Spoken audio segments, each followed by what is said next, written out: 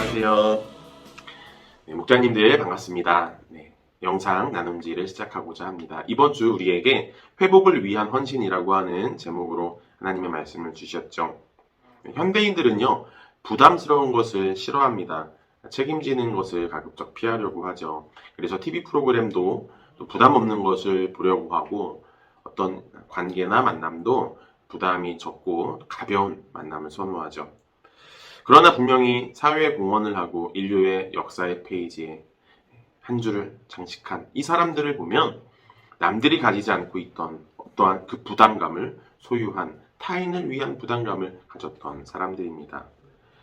그러나 무엇보다도 중요한 부담감이 있다면 하나님에 대한 부담감입니다.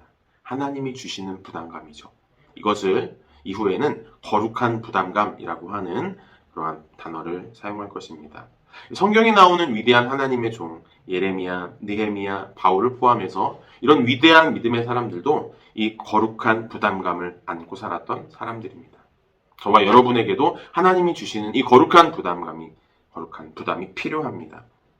본문은 이 바벨론 포로를 마치고 귀환하는 이스라엘 백성들의 이야기입니다. 황폐해져 버린 이 성벽을 다시 이스라엘 백성들이 재건하면서 어떠한 하나님의 역사와 놀라운 은혜들이 있었는지를 이 느헤미야서에서 우리가 발견할 수가 있습니다. 오늘 본문에서는요, 이 무너져버린 성벽을 다시 재건하는데 헌신한 사람들의 이름이 나열이 되어지고 있습니다. 지금 오랜 기간 코로나로 인해서 교회도 많이 위축되어 있습니다. 재건을 위한 헌신이 필요할 때입니다. 그렇다면 이 위축된 교회를 회복하기 위해서 저와 여러분 어떻게 헌신해야 할까요? 첫째는요, 리더들이 헌신해야 합니다. 본문에 소개된 헌신자의 수는요, 총 75명입니다. 그런데 1절에서 리더들이 제일 먼저 등장을 해요.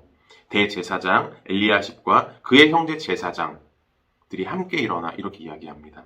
대제사장과 제사장들이 먼저 1절에 등장한다는 것이죠. 그들이 단순히 리더이기 때문에 제일 먼저 등장하는 것은 아니고요. 5절을 보면 분명히 일을 분담받지도 않고 외면해버린 그런 귀족들도 있었습니다. 그러나 1절에 소개된 이 리더들은요, 직접 문과 망대를 담당하여 다시 세우고 헌신하였습니다.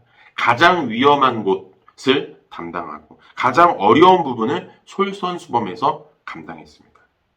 여러분, 2022년 우리에게 새로운 비전이 보이죠. 그리고 목장을 새로 리빌딩 하려고 합니다.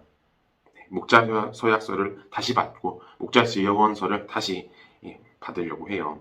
그런데 이것은 어떤 목자님들이 잘못해서 어떤 징계를 내리고 경질을 하려고 하는 것이 결코 아닙니다. 더 건강히 세우기 위함입니다. 우리 모두가 새롭게 결심하고 재헌신하려고 하려는 것이죠. 여러분, 그러나 목사님께서 또 한편의 마음이 걱정이 있다고 고백을 하셨죠. 이 취지를 외해서 오히려 내려놓고 오히려 재헌신하고자 하는 목자들이 부족하면 어떻게 하나 이런 걱정을 하시고 있다고 솔직하게 말씀을 하셨습니다. 여러분, 그러나 정말 교회를 사랑하고 하나님을 사랑한다면요, 사역에 대한 부담을 여러분 가져야 합니다. 그 부담을 가진 사람이 리더입니다. 헌신하는 리더들을 통해서 교회는 건강하게 세워질 것입니다. 여러분, 한 분도 내려놓지 마십시오. 모두가 다 다시 새롭게 시작하는 것입니다. 두 번째는요, 은사대로 헌신해야 합니다. 본문에 소개된 사람들이 모두 75명인데 이 직업이 15가지 이상이 소개가 돼요. 1절, 8절, 9절, 12절, 32절 보시면 등등 각기 다양한 직업이 소개가 되어집니다. 이것은요, 각자 모든 사람들이 자기의 은사와 능력에 따라서 일을 분담하고 감당했다라는 것이죠. 여러분, 이것이 건강한 공동체의 원리입니다. 건강한 공동체라면 각자의 은사에 따라서 한 부분, 한 조각을 성실하게 담당하고 섬겨야 합니다. 그 은사에 따라서 봉사할 때 우리의 신앙이 자라는 것입니다. 여러분, 봉사하지 않고 섬김의 자리가 없이 우리의 신앙이나 인격이 자랄 수 있을까요? 자랄 수 없습니다. 우리가 군대를 가면요, 훈련을 받게 되어지죠. 훈련은 결코 편하지 않습니다. 불편합니다. 그러나 그 훈련을 통해서 정예 군인으로 성장해 가는 것처럼 이 거룩한 부담감, 이것을 우리가 가지고 각자의 위치에서 우리의 은사대로 헌신하고 섬길 때 그때 우리의 인격과 신앙이 자라고 건강한 공동체로 될 수 있다는 것입니다. 여러분 명심하십시오. 세 번째는요. 하나 되어 헌신해야 합니다. 3장 전체에 있어서 가장 많이 나오는 단어가 그 다음은 이 단어인데요. 이것이 30회나 무려 등장합니다. 이것은 일의 순서, 이 일을 한 그 다음, 이 일을 한 그 다음 이렇게 일의 순서를 말하는 것이 아니고요. 사람들이 서야 하는 자리를 말하고 있습니다. 즉, 이 말은요. 이 성벽 공사가 각 구역에서 동시에 모든 이들이 각자 담당한 구역에서 시작되었다는 것이죠. 그리고 같이 시작하고 같이 마무리 지었다는 이야기입니다. 여러분, 물론 시작은 같이 할 수 있겠습니다만 마무리를 어떻게 같이 할 수가 있을까요? 빨리 끝난 사람이 늦게 더디게 진행되고 있는 사람을 도왔다라는 것이죠. 1절 물의 못을 비롯해서요. 바룩, 학수, 빈누이, 도고아 사람들, 하나냐, 무술람 이런 사람들 제가 문서 나눔지에 장절을 다 표시해 두었습니다. 이 사람들이 계속 앞에서도 등장하고 또 뒤에서도 등장합니다. 자기가 처음 맡은 일을 마치고 또 그 다음 다른 부분을 또 감당해서 도왔다라는 것이죠. 여러분, 우리도 그렇게 하나 되어 헌신해야 합니다. 이것이 하나 되는 것입니다. 주위를 둘러보십시오. 우리가 함께 짐을 나눠 들어야 할 또 연약한 지체들, 우리의 하나의 손길이 지금 필요한 그러한 연약한 팀들 있지 않습니까?